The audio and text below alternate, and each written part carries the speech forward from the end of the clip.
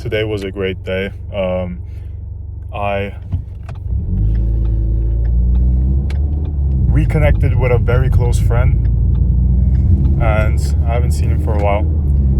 And I decided to go on a hike with him every Sunday because that would be something that would, be good for his life. And I was like, it would help my life too. And I want to see my friends succeed because I care about my friends, and I love my friends that care about me too. So I will do everything for them. So that was good. And I'm realizing sometimes I isolate myself, don't really surround myself with a lot of people. Sometimes I don't even hang out with my friends. But every time I hang out with them again, I realize that it's one of my biggest assets. It's actually amazing to just be around people that genuinely care about you, and being around people that you genuinely care about. And it's just like you feel like when you hang out with them, you feel like you have access to their world mentally. So like their thought process, their worldview is like something that you can like pick apart and you can learn from. And I bet it's the same for other people. Other people probably see me as the same, and I think that's just so valuable. But it's valuable when you have friends that you can have your guard down, where you're not thinking, your mind's shut off, and you're just like, you're in the moment. Those friendships I'm going to just keep forever. And I realize the importance of it time and time again. I don't care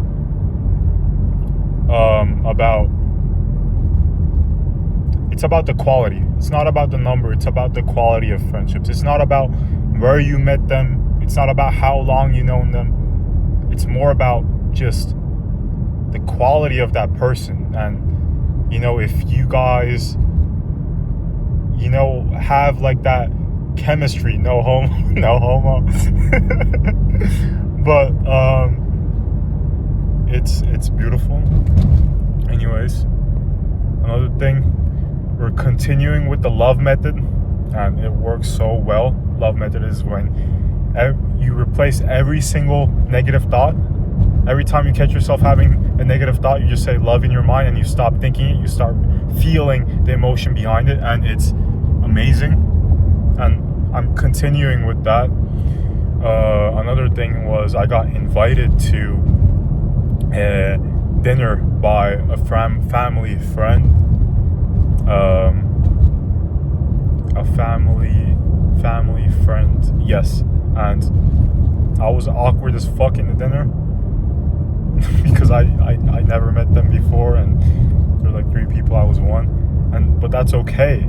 I normally shit on myself for moments like that, but today was different. Today I actually kind of embraced it. Like afterwards I was just like, damn, I was awkward as fuck, but like then I just said, what am I gonna do about it?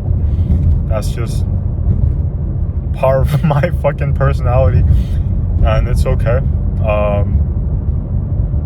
Which is a great gain.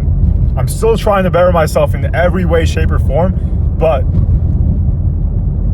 loving myself while bettering myself is like a superpower. And I used to believe in self-hate and beating yourself up to get better, but fuck that shit. That shit does not work. Whoever tells you it works, probably works for them, but it didn't work for me. So yeah. And anyways, there was just I felt a lot of love today, and there were times where I was not feeling love too, but at those times I just make sure that I was not resisting what I was feeling. If I was feeling down, if I felt like, I'm not feeling love anymore, I'm not feeling connected to God, like I feel clueless right now, at those times I just let that emotion be, and then what happened is I return to feelings of love. It's when I just don't fucking try to tamper and control my emotions and engage in them. When I stop doing that, I naturally have higher, more beautiful emotions. So yesterday's entry, I talked about how, once you start the meditation, you can never stop it.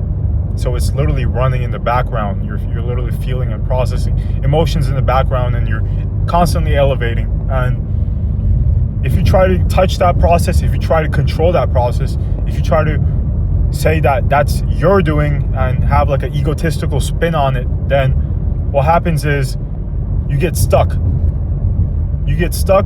You lose the power of like that meditation that's just happening from a lot of we could just say God. And it stops working when you start controlling it. What else? A lot of love.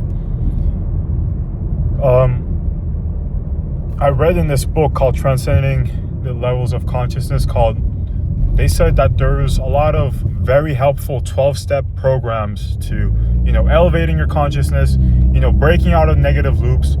And there's this group called Alcoholics Anonymous, which is a very famous group that helps people quit alcohol. And this was the same club in Fight Club. It was literally in Fight Club. And that was just sick. And I just looked at the framework of it, because it's literally a working group that a lot of people got cured of their alcoholism from doing that course, from being in that self-help group. So I kind of looked over the mechanisms, and a couple things stood out to me. The first thing was the person that created Alcoholics Anonymous was a student of Carl Jung, a hopeless student of Carl Jung that was apathetic, that was in depression, and Carl Jung actually told him that he cannot help him, and the only way he can help himself is by just fully surrendering to God. And that's what he did, and that saved his life. I'm not saying Christianity, I'm not saying being a Muslim, I'm not saying being a Buddhist, but I'm just saying surrendering to God, and God helped him.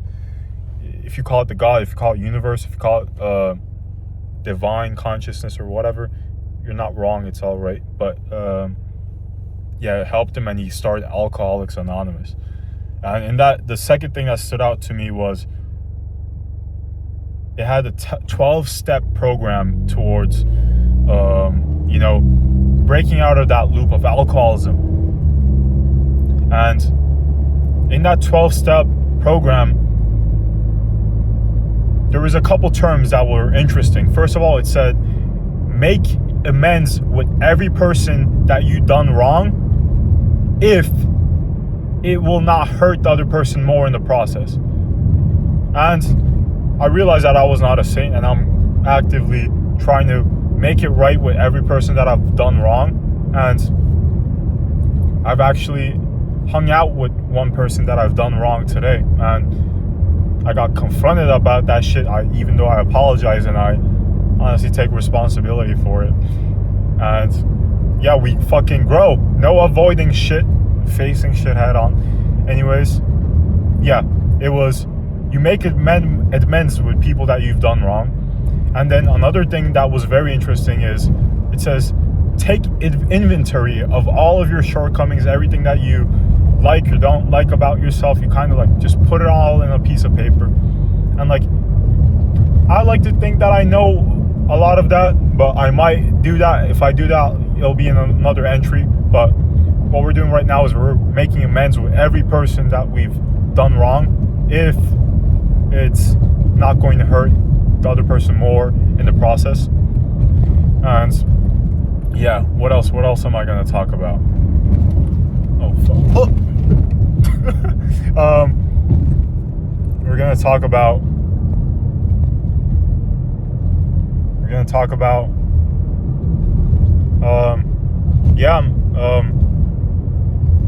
there is a lot of power in just surrendering to God, or just surrendering to what is if you don't believe in God, and just stop being to try to control everything.